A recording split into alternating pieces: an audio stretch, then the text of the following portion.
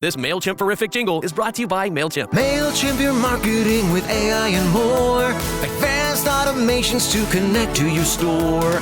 Mailchimp, your marketing and boost your clicks. Multi-channel campaigns now with SMS. That's lit. Mailchimp your marketing today with the #1 AI-powered email marketing and automation platform, Intuit Mailchimp. #1 based on publicly available data on competitors' customers. Plans vary. SMS available as add-on. Visit Mailchimp.com. Meet the most capable CR-V Honda has ever dreamed of. The all-new CR-V Trail Sport Hybrid. With all-terrain tires and available enhanced traction control, it's built for wherever the day takes you. Heated front seats and a heated steering wheel? Ideal for winter drives and crisp early starts. And with generous cargo space, it's ready for big gear and even bigger getaways. The CR-V Trail Sport Hybrid. Learn more at honda.com/CRV. Members are getting even more from the DSR network. In addition to an ad-free listening experience, members-only content, and access to our Discord community, members will get access to a weekly wrap-up version of the DSR Daily 2 days before free listeners, and will get our brand new weekly Need to Know podcast a full week early. To become a member and get access to great content before anyone else, head to the dsrnetwork.com/buy and enter code DSR2025 for a special 40% discount on sign-up. That's code DSR2025 at the dsrnetwork.com/buy.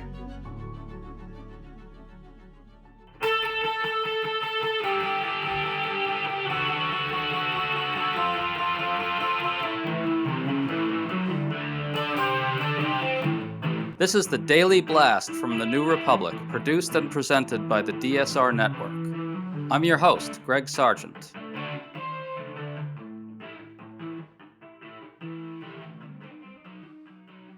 Stephen Miller has been privately raging at ICE officials, demanding that they send their agents out to arrest as many day laborers and construction workers as possible, all to get those deportation numbers way, way up.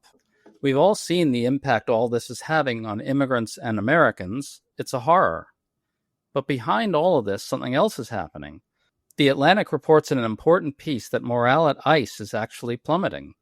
And tellingly, a key reason for it is precisely that ICE is now going after low-level people rather than serious criminals. That's a striking indictment of Trump-Miller priorities. It's also a very clear sign of just how dark and ugly ICE's law enforcement agenda has gotten and how off the rails it all is. Today we're talking about all this with one of our favorite observers on this issue, Todd Schulty, the president of Forward.us. We're going to get into all the hidden implications of this news. Todd, thanks for coming on. Thanks for having me. I'm a long-time listener, first-time participant. Great. Glad to hear someone's listening. So this new report in The Atlantic by Nick Miroff, who's an experienced immigration reporter, is really remarkable. Let's start with what it says about Stephen Miller. He and Homeland Security Secretary Kristi Noem met with senior ICE officials in May, and Miller and Noem berated the officials, insisting that ICE now has to hit quotas of 3,000 arrests per day. Critically, the piece reports that the officials grew uncomfortable at that, and Miller then steamrolled anyone who resisted, according to the piece. Todd, for these people, it's only about getting as many immigrants out of the country as possible. Your thoughts on this? Yeah, I mean, I think it's really important to keep in mind that kind of for your average voter, they may not have known what to expect on immigration policy. The president said a lot of things the first time he ran. There were a lot of really awful policies he put in place, but, the kind of promises to deport as many people as possible, thankfully, thanks to a lot of work of people on the ground, didn't happen. This time around, you have seen over the past 6 months, just to be very clear, an unprecedented kind of layering of tools and policies designed to inflict as much chaos and harm on immigrant communities as possible. And at the front of that is an effort to strip away status from millions of people, subject millions and millions of people to immigration enforcement. And with that goal to, I think you said, maximize the number of people who I both think, I want to be clear, would be arrested, but also are going through their lives fearing that they themselves or their family members could be subjected to arrest at any time. Trump has now, on 2 occasions, admitted forthrightly, well, maybe forthrightly isn't the word for anything Trump says, but he did admit, maybe accidentally, that his mass deportations are hurting the economy. He said they're hurting farmers. He said straight out that these deportations are taking away good workers from employers and that Americans are not rushing in to fill the jobs. It's the most amazing indictment of Trump's policies I've heard in a while. I think it's really important to, just be really clear about that. The president is right when he is saying his immigration policies are going to do incredible harm to the economy. We at Forward US actually just came out with a report last week, and it showed that the 3 kind of pillars of his policies, deportation, stripping away work authorization, cuts to legal immigration, are going to cost the average American family $2,150 a year. Well, there was a really interesting quote in the Atlantic piece from Adam Boyd, who's a 33-year-old ICE attorney who resigned from ICE over all this. He said, "We are now focusing on numbers over all else at a time when there are drug traffickers and national security threats and human rights violators in our country who need to be dealt with." That's a recent ICE attorney talking. He's putting it right out there that Stephen Miller's crazed ideological obsession with reducing the number of immigrants in this country is taking resources away from fighting more serious crimes. Todd, this too, shouldn't this shift of resources be part of the discussion? Seems like a huge part of the story. We have really clear evidence on public safety. So let's be clear. Arrest quotas in general, whether in the immigration context or not, lead to worse public safety outcomes. Putting more people in prisons and more people in jails lead to worse public safety outcomes. And the jurisdictions that have reduced the use of incarceration have seen crime drop more. So let's be really clear. This is not about public safety. It is about, as you said, maximizing these numbers here. I think that's such an important quote there. And also outside just the ICE context here, when you're talking about prioritizing other huge government agencies, the IRS is going to be looking into harboring provisions. The IRS is going to not be looking into people who may be involved in tax evasion or super high net worth earners here. We kind of know what the game is here. And we should be honest. The game is to push out as many immigrants as possible. And I think it's interesting that you have people on the record saying that. I think it's really important. Yeah. And in fact, NBC News also got a piece of the story a while back, didn't get much attention, which sort of shocked me, but they quoted a number of different law enforcement agents at other agencies in the federal government saying that it was pissing them off that so much was going into mass deportations that it was actually siphoning resources away from all these other serious crimes. I don't know. It seems to me like that should be something we talk about more. I think it is. I'm going to read a quote from the story as well. It said, quote, "Some ICE employees believe that the shift in priorities is driven by political preoccupation with deportation numbers rather than keeping communities safe," unquote. I don't know who the ones who don't think that's what it is, just to be really clear. They're very clear what this is here. And again, we are not talking about a process where we are saying the goal here should be an immigration system where we're giving people legal status and a process that they can go through if they pass a background check. That's what we should be getting towards. And then, look, there is no humane or just or fair or orderly immigration enforcement mechanism when there's 14 million people who are undocumented. That's why what they're doing, number one, is incredibly unpopular. And we can just talk about that. And number two, what is really popular is, we should have a functioning legal immigration system. We should have a smart and secure approach to border security, but we should have a process that people can go through who are building their lives here to earn status and citizenship. And that's what I want to, be talking about, and Democrats should be talking about too. So I think it's just so important when you hear this, that the people who are supposed to be, they claim, focused on things are just saying, hey, this is about numbers. Let's be real. And that's incredibly harmful. And I think you're seeing the American public in places like Los Angeles and across the country turn against that. If I understand you correctly, you're kind of saying there are two sides to the coin here. On the one side, you're hearing from all these ICE officials who are demoralized, and we're hearing from the public a similar message. Why the hell are we going after the grandmothers, the carpenters, the day laborers, and so forth? And everybody's reacting badly to that. But what people don't seem to understand is that the other side of this coin is that there aren't pathways to legal status for so many of these people. That's the real essence of the problem. You even got people like Joe Rogan kind of noticing that this is the problem.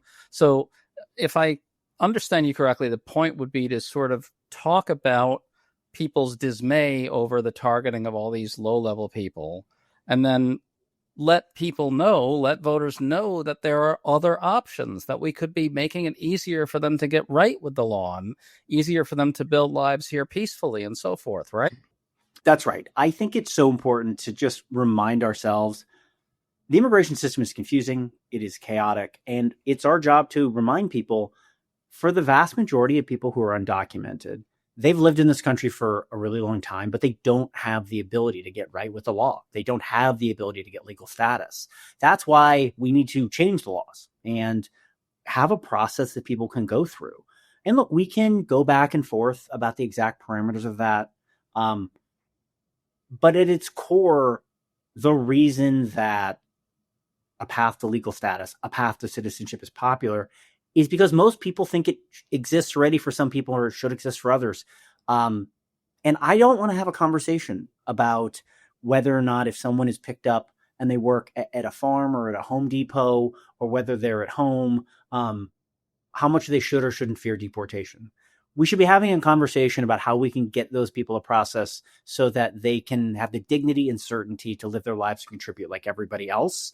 And if we do that, then we're going to actually have a system of immigration laws that can ultimately make sense. And until that, we are going to see these cycles of chaos that are designed to provoke and lead to really dangerous places outside the immigration system as well, when you're talking about this mass criminalization and this mass expansion of law enforcement. It's really scary stuff. Ray-Ban Meta glasses are powered by Meta AI, so you can get real-time answers. Hey, Meta, how bougie is Jade Garden? It's a trendy spot. What's a color that pairs with this top? Consider dark, earthy colors, charcoal or black. What are some good first date topics? Consider discussing favorite travel destinations or your favorite books. Get suggestions, inspiration, and answers from your glasses. Ray-Ban Meta glasses. Iconic style meets Meta AI. Culture evolves at the speed of light, just like your financial needs. When it comes to your money, Credit Karma keeps you in the know and ahead of the game.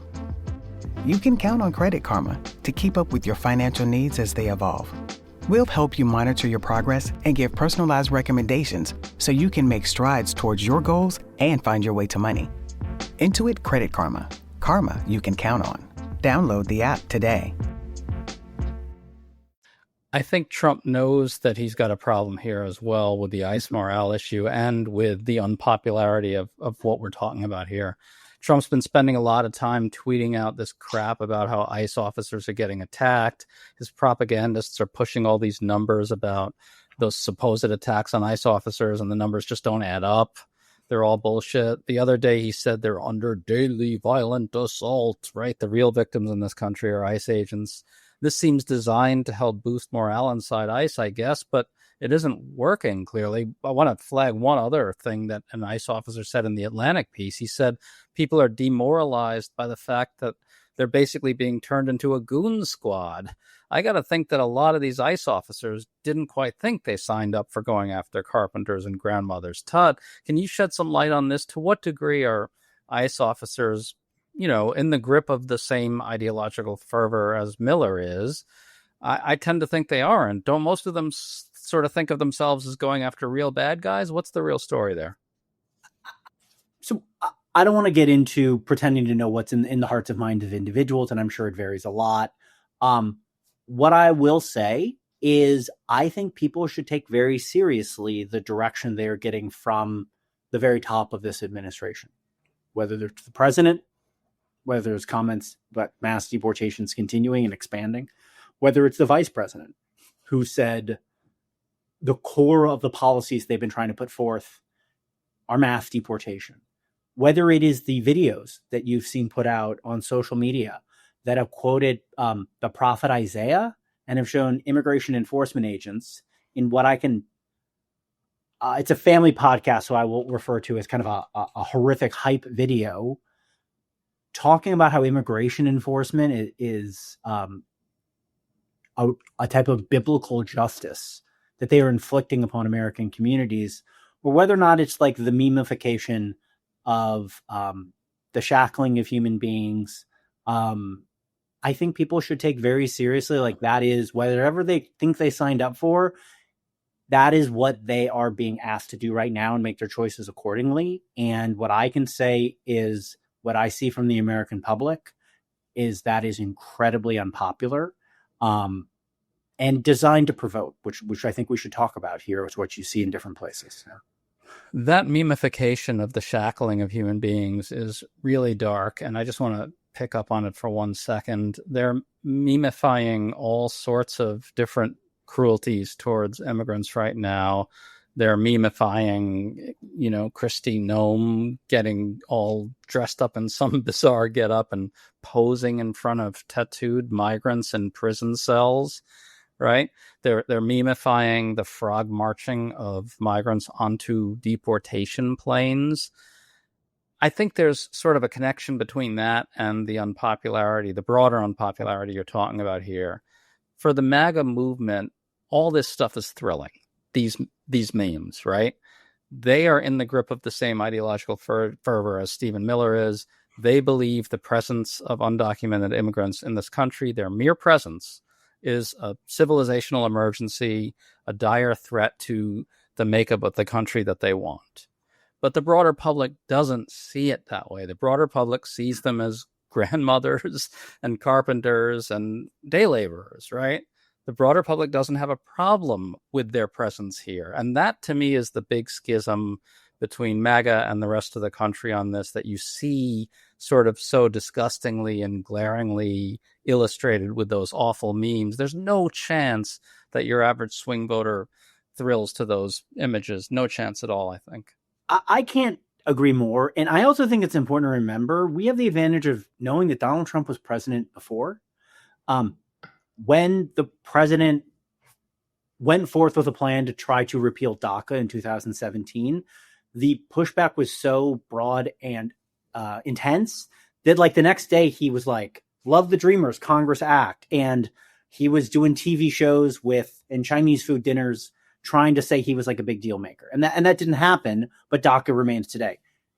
When family separation happened at the border, the pushback was even more intense. And the president, to this day, will say he wants to avoid family separation. Now, families are being separated every day as a result of his actions. But I think the point of there's a very serious and incredibly unpopular policy architecture that has evolved over many years to restrict immigration, to make life so miserable for immigrants that they choose to leave. And quite frankly, to marginalize immigrants so much that it fuels this further demagoguery. You take away status from people. You make it so they don't have the ability to pay their rent. People are unstable. They're going to come into contact with the criminal justice system. So you can justify not just ICE going out and taking people, but state and local law enforcement and the National Guard having to do this stuff. These cycles of these downward cycles and spirals, they want to push people into to fuel a propaganda machine. And it's important to call that out for what it is. Yeah. And we have a better policy and we have a better political approach. And that's before we get to so many other things and issues. And it's why to say, instead of demonizing people, instead of going to ChatGPT and making memes of immigrants here, we should give people legal status. Like, that's got to be the answer at the end of the day here. And it's such a good political answer too. And it helps millions of people. Just to close this out, let's look forward for a second. The big bill that Donald Trump just passed is cranking at least $150 billion into Trump's border and immigration agenda. We're looking at $45 billion for new detention facilities.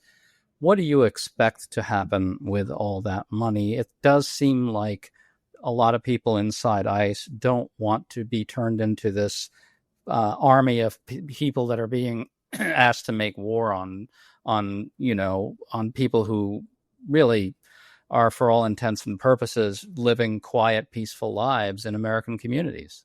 Where does it all go?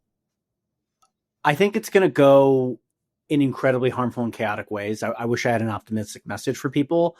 And I think it's our job to stop what we can, to slow what we can to reduce harm, but it's also to gather people up and tell a story about these harms. And so this week, when they take temporary protected status away from Nicaraguans and Hondurans, people who've been in this country on average for 31 years, those are the people who, when they go from having a $3.4 billion ICE jail and detention budget to a $45 billion budget, are going to end up on a private prison run on a military base in the United States. Those are the people who are going to get picked up because there's a huge block grant to a sheriff's department.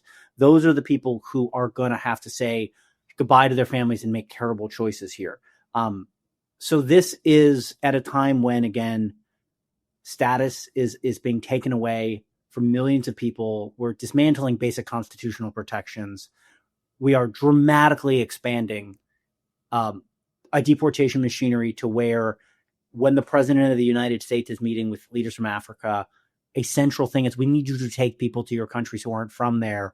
What we're trying to see here is, how do we fight back and push back against this effort here? Because it is an effort to sow chaos, and we're going to see this supercharged effort. And so I think the important thing for policymakers, for people listening, to do is to also understand they can make a difference. I think if you look at Los Angeles, I think the people who are going and signing up at corners to fight for day laborers are doing incredible work there. And so I encourage everybody to know, like, you can make a big role to play in your local communities, and to be inspired by activists and people who've never thought about this issue before, to show, I'm not going to have this money go and harm people in my community. I'm going to stand up for the basic decency of my community, whether there's people born in the United States or not. Such an important message. Everybody's got to get in this game. Everybody's got to get in this fight right now. It's going to be all-consuming for the next few years, and it's going to be really, really intense. Todd Schulty, thanks for straightening us out on all this stuff. Appreciate it. Thanks so much. You've been listening to The Daily Blast with me, your host, Greg Sargent. The Daily Blast is a New Republic podcast and is produced by Riley Fessler and the DSR Network.